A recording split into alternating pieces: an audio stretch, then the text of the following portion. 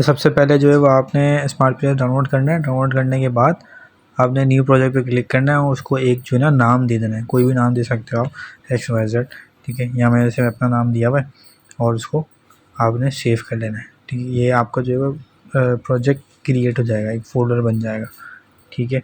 Create करने के बाद जो है आपने फिर जो आपने एक्सेल की फ़ाइल बनाई हुई है ना, वो आपने इंपोर्ट पे क्लिक करना है और जो एक्सेल की फ़ाइल आपकी है, ठीक है, वो आपने गूगल शीट से निकाल के एक्सेल फाइल में कन्वर्ट कर देनी है और यहाँ से इसको इंपोर्ट कर लेना है, ठीक है। जब आप इंपोर्ट कर लोगे तो थोड़ा टाइम लगेगा ये, और उसको फिर ये आपको शो करेगा, जो डेटा आपने सारा पुट किया है वो आपको शो करेगा। इस तरह से आपको शो करेगा, इंपोर्ट करेगा वो एक्सेल का सारा डेटा, ठीक है। फिर आपने क्या करना है, आपने अप्लाई करना है और इंपोर्ट करना है। इसमें इंपोर्ट पे क्लिक करोगे और ये वो सारा डेटा जो है वो इंपोर्ट करेगा आपकी फ़ाइल का स्मार्ट PLS पे, और फिर वो इसको चेक करेगा और फिर वो आपको जो है वो पूरा बना के देगा सिनेरियो, जैसे कि इसने यहाँ पे जो है वो अभी दिया है, ठीक है। ये आ गया सारा। अच्छा, सारा जो डेटा जब आपको दे देगा ये, फिर आपने क्या करना है, फिर आपने जो है वो ये इसमें जो है वो मॉडल टाइप सेलेक्ट करना है जो कि PLS SEM होगा, ठीक है। तो आपने ये ऑप्शन सेलेक्ट करना है इसके अंदर और मॉडल को नाम दे देना है कोई भी, सही है। ये आपका सारा डेटा आ गया। थोड़ा टाइम लेगा ये, और थोड़ा टाइम लेने के बाद ये आपको पूरा डेटा आपके वेरिएबल वाइज जो है वो आपको यहाँ पे बना के दे देगा, ठीक है।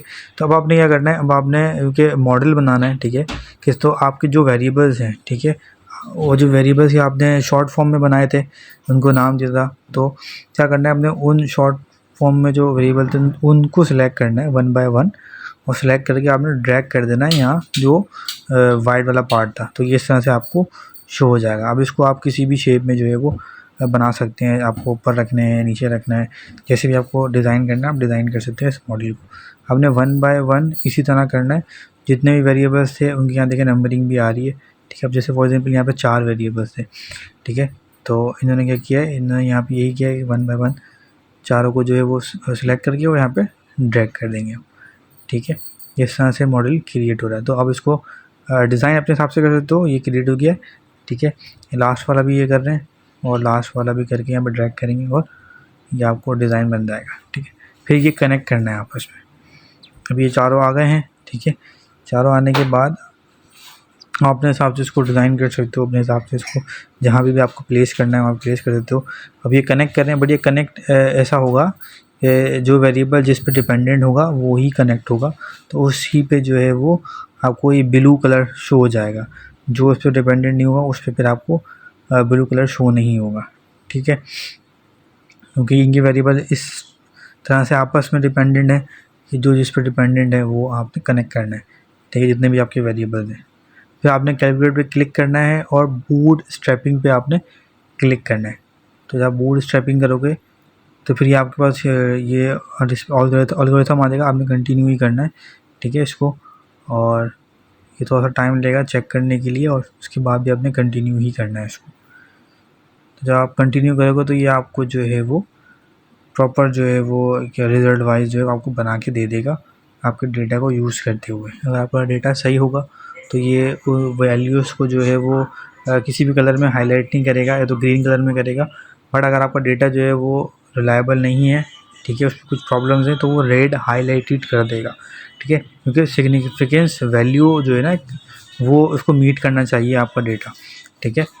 तो जैसे देखो, अब देखो ये डेटा जो है वो सारा यहाँ पे इन्होंने शो कर दिया। जब हम बूट स्ट्रैपिंग करेंगे तो यहाँ पे जितनी भी वैल्यूज़ हैं, ठीक है, वो सारी ग्रीन है। अब ये क्या है, कंस्ट्रक्ट रिलायबिलिटी एंड वैलिडिटी, वो सारी ग्रीन है, ठीक है। ये इसका सिग्निफिकेंस लेवल जो है वो 0.7 रहा है, ठीक है, तो 0.5 से ज़्यादा ही है सारी चीज़ें, ठीक है।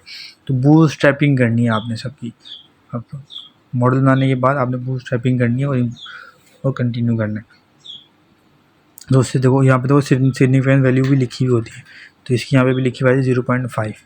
तो जो भी आप डेटा रखोगे उसको रन करोगे तो आपको बूटस्ट्रैपिंग के बाद प्रॉपर एनालिसिस करके उसकी दे देगा, आपको दे देगा।